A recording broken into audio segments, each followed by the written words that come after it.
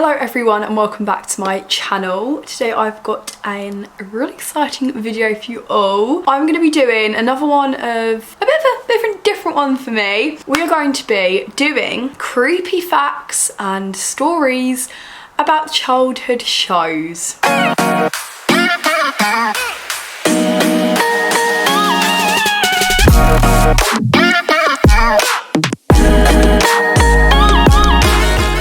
I always go down rabbit holes reading these and I just find them really interesting, to be honest. So in today's video we're not going to talk about like theories that people have. We're going to be talking about actual hard facts about like the show itself or the creator of the show, stuff like that. I have quite a few for you all and I'm really looking forward to doing this video. Make sure you like, comment and subscribe. It's all very free to do and it's just a way you can support me, and please do comment because I love reading you guys' comments. It means a lot to me. Right, let's just jump straight in. Starting with a more short one, we have Sesame Street. Is it Sesame or Sesame Street? It's Sesame Street, isn't it? Sesame. I feel like it's sesame seeds. The original voice of Elmo resigned after allegations were made against him. Elmo from Sesame Street was a staple in a lot of children's childhoods, but unfortunately the main character is involved with some less than pleasant business. Obviously it's the voice, not Elmo himself. I'm sorry to break it to you, but Elmo's not real. Kevin Clash, the longtime puppeteer and voice of the furry red puppet Elmo, resigned after allegations were made against him regarding inappropriate behaviour. I'm not sure what this was and if it was true, but maybe like if he resigned, I don't know, was he guilty? Does that mean he's guilty or not? I don't. What was Elmo doing? And the thing is, tickle me Elmo.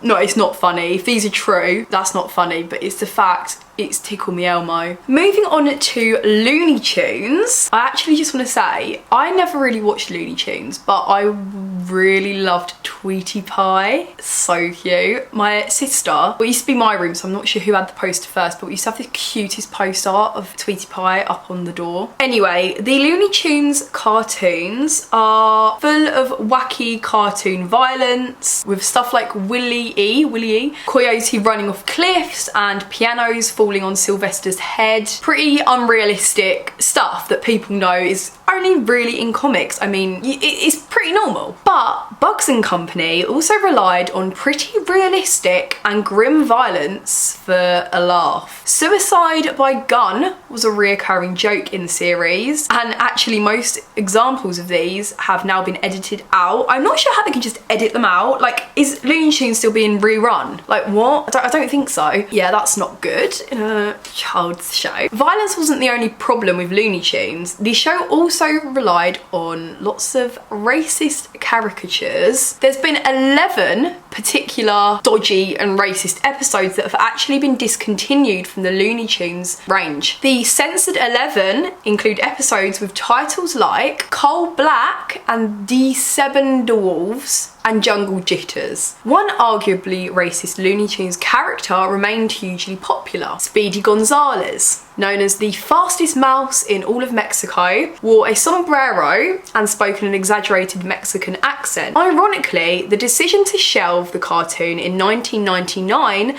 led to a huge fan response in Latin America, with members of League of United Latin American Citizens calling Speedy a, quote, cultural icon. The Speedy Gonzales cartoons were brought back in 2002. I mean, if they love him, why are we getting offended? You get me? Like, obviously if they're offended, that's their race and they're allowed to be offended about it, but if they're not, then why are we? Porky Pig, one of the characters, stutters because so did Joe Doherty, who is the original voice of Porky Pig. His stutter, however, meant long and expensive hours at the recording studio. I know I shouldn't laugh, but because you can't help having a stutter. Anyway, so Warner Brothers fired him and replaced him with the voice of Bugs Bunny, Mel Blanc. Obviously Porky Pig, his stutter, it's like, what's that stutter he does? That's all, folks.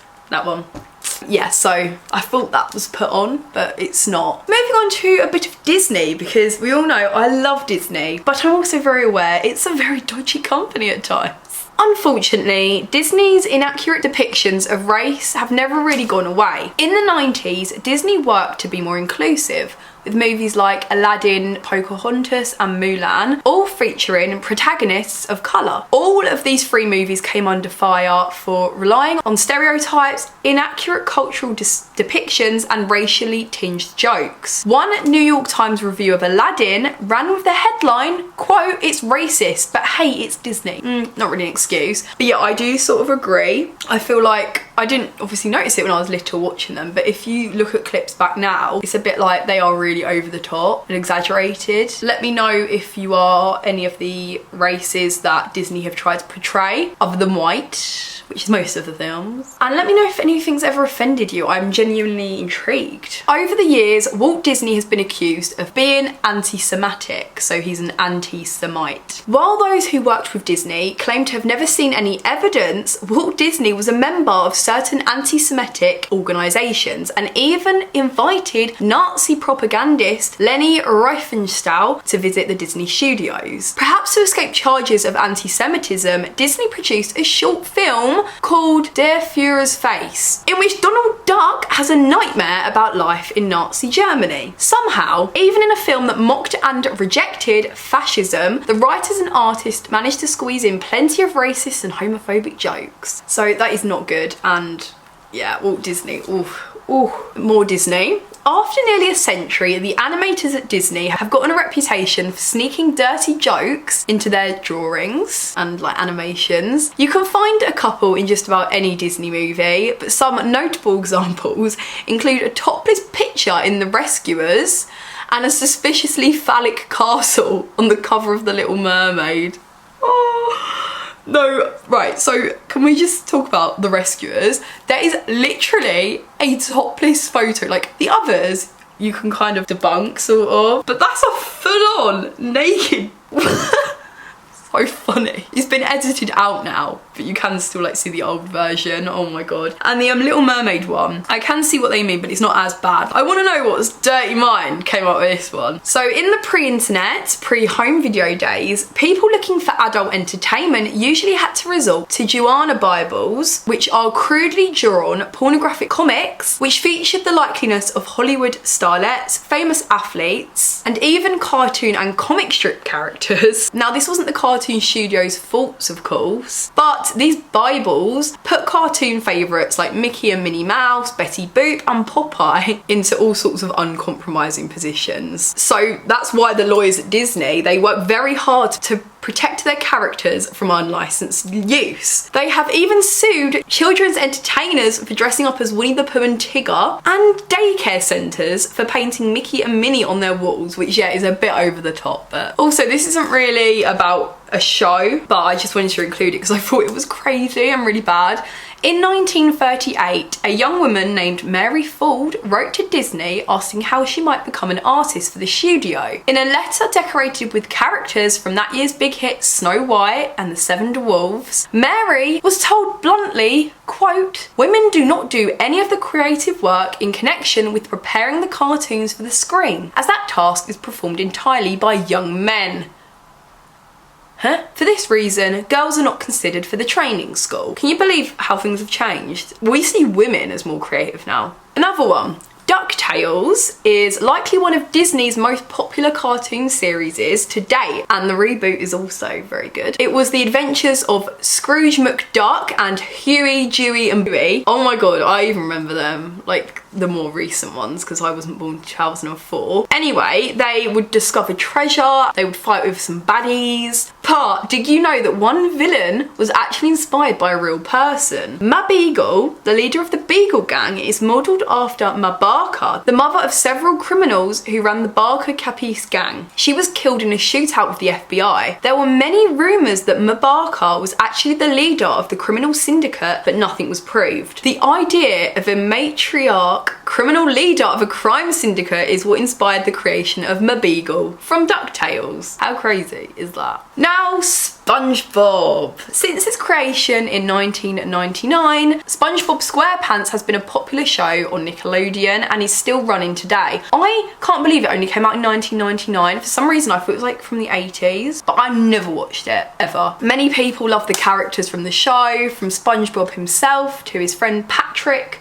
Squidward, but there is something a little more sinister lurking behind those entertaining and lovable characters. Now, there's a popular theory, but I actually think this is definitely true, so I thought I'd put it in this video. But the theory that SpongeBob and his friends are actually the result of radiation from a nearby nuclear arms testing plant. It would explain a few things, like why all these characters are humanoid and have created their own little town. These characters aren't normally so human, so perhaps the radiation gave these creatures sentience. I believe this because I honestly, like, who comes up with that unless there's another reason behind it? Thomas and Friends. Thomas and Tank Engine. On the outside, Thomas and Friends seems like a really good show for kids. Talking about trains and working with each other, learning teamwork. That's until you realise that the show is actually about the brutal iron allegory for the indifference of capitalism. Now, I was thinking, how? So I'm going to explain it to you. Thomas and Friends are steam engines. They are all encouraged by their Baron Sir Topham Hatt to talk down on the inferior diesel engines because they are all polluting the island. He is in charge of the Sodor, which is the home of the trains, and he's very stern when he is relegating machines he thinks are not all that great to the smelter's yard, where they are taken apart for materials. I mean, that one's not that creepy, but it is a bit when you just think, like, it's a kid's show, why you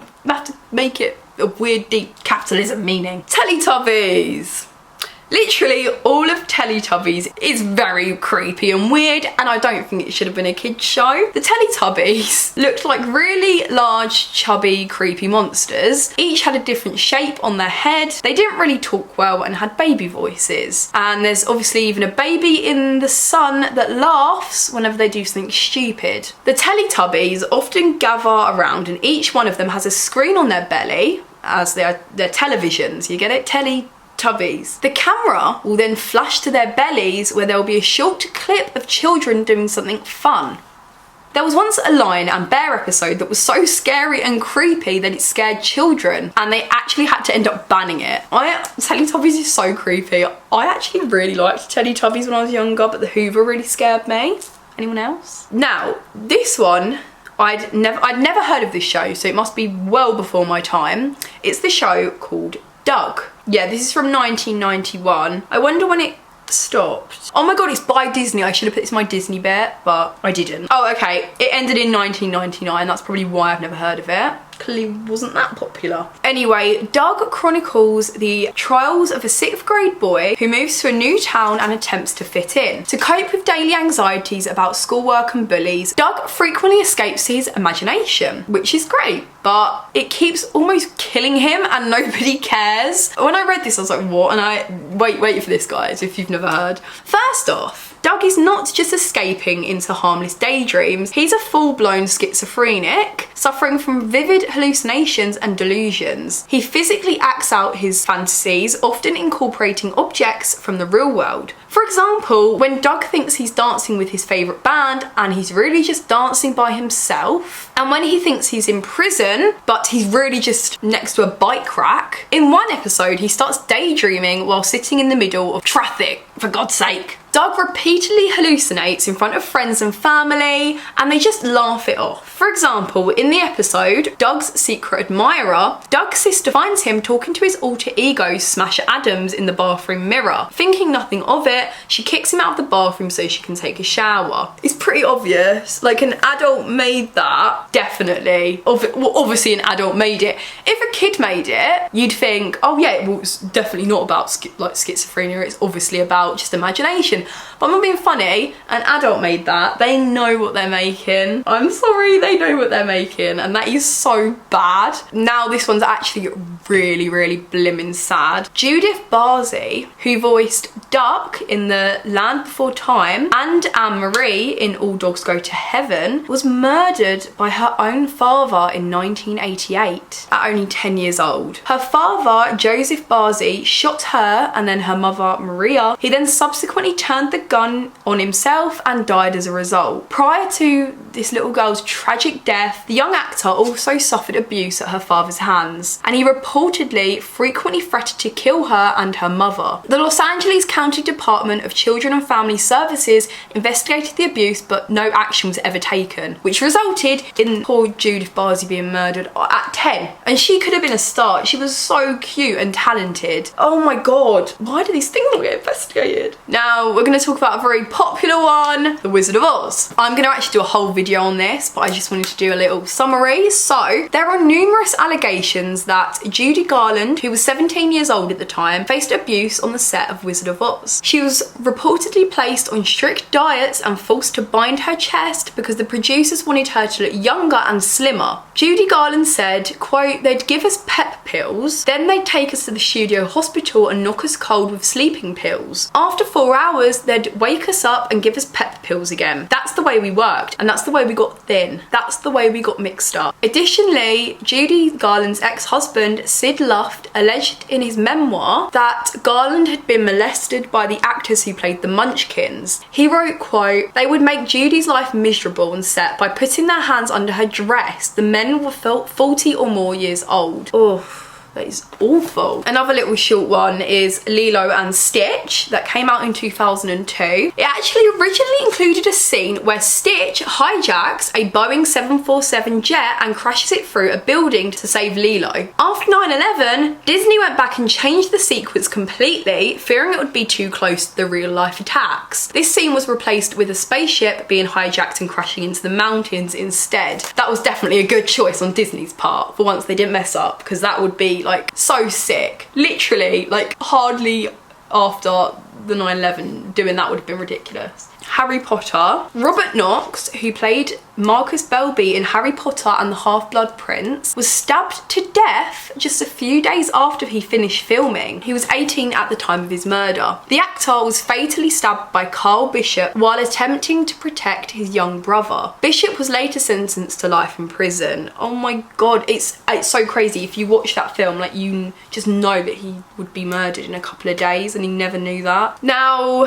Willy Wonka and the Chocolate Factory. I'm talking about the 1971 version, the original one, not the Johnny Depp one, which I like both, to be honest. But anyway, the tunnel scene in Willy Wonka and the Chocolate Factory in 1971 isn't just unsettling to watch. It was also apparently terrifying for the actors to film. In the scene, Wonka leads a boat full of kids into a dark tunnel where things get very, very weird. And the reason it was so terrifying to the actors, according to Julie Dawn Cole, who played Veruca Salt, none of them knew about this scene ahead of time and thought they were in actual danger. So that was real fear. Gene Wilder, who played Willy Wonka, wasn't a method actor and did take direction, but he was always creating his own thing. She explained, "We never quite knew what we were going to get from him, particularly the boat scene in the film. When he went slightly loopy, whether that was improv or not, I'll never know, but we certainly didn't see it coming." That is so funny. He was such an amazing actor, but he was definitely a bit loopy. Right, that is the end of today's video. I really hope you enjoyed it. It was a little bit, well, it wasn't that light-hearted. There was some depressing things in here, but I mean, it's a little bit more light-hearted than some of my videos.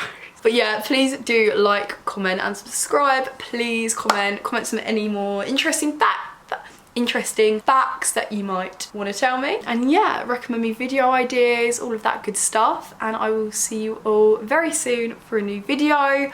Remember, I upload Tuesdays, Thursdays and Sundays. And yeah, I love you all. Bye.